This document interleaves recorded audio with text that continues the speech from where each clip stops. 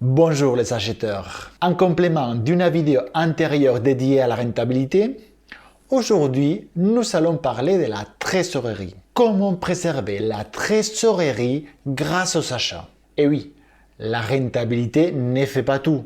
Une entreprise rentable est en danger si la trésorerie n'est pas gérée correctement.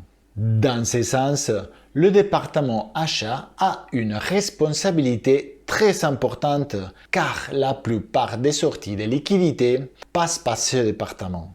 Donc, je vais te donner 4 leviers que tu vas pouvoir utiliser pour préserver la trésorerie de ton entreprise. C'est parti!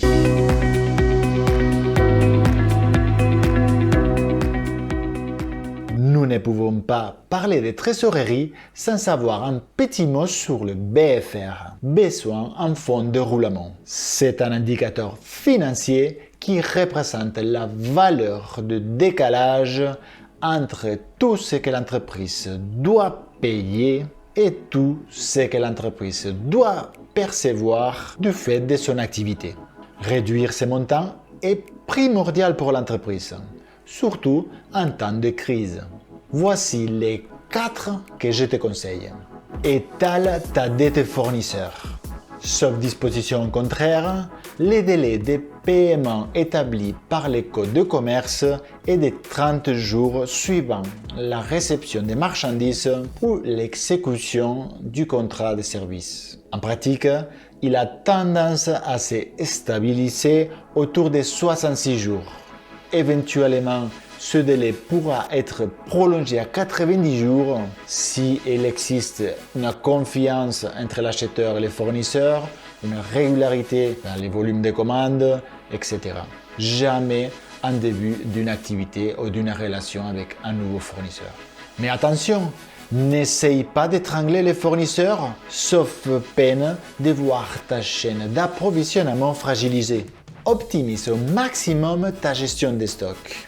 Les stocks représentent l'argent qui dort. Ça peut représenter les 60% de l'actif total dans les commerces du détail.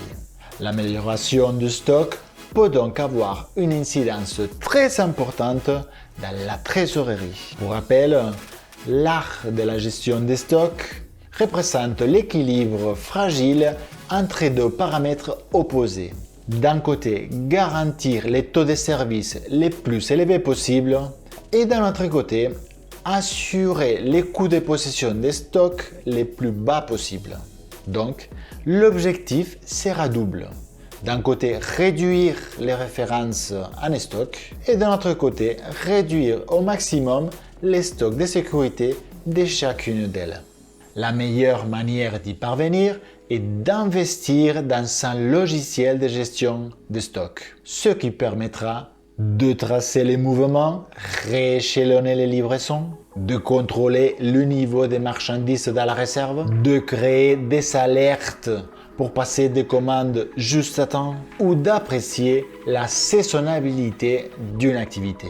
Autant de données qui facilitent l'optimisation des stocks, mais aussi la rationalisation de la trésorerie. Troisième levier, réduit le nombre de fournisseurs. Sélectionnant les meilleurs fournisseurs, tu favorises l'augmentation des volumes de commandes.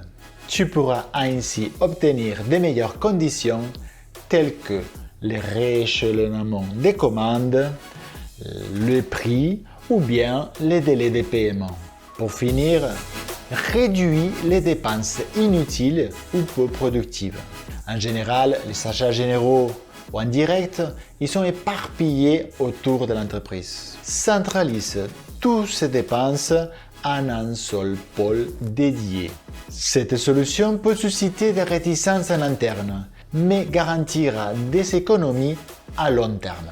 Une autre solution, c'est l'externalisation des petits achats, en adhérant à une centrale achat, par exemple, dans laquelle ils sont réunis plusieurs PME ou TPE. Nous avons vu 4 leviers qui vont t'aider à préserver la trésorerie de l'entreprise. Pour conclure, je te recommande de contacter les services financiers et établir des indicateurs qui te permettront de suivre ce paramètre. Si tu as trouvé le contenu de cette vidéo intéressante, N'hésitez pas à t'abonner pour ne rien rater.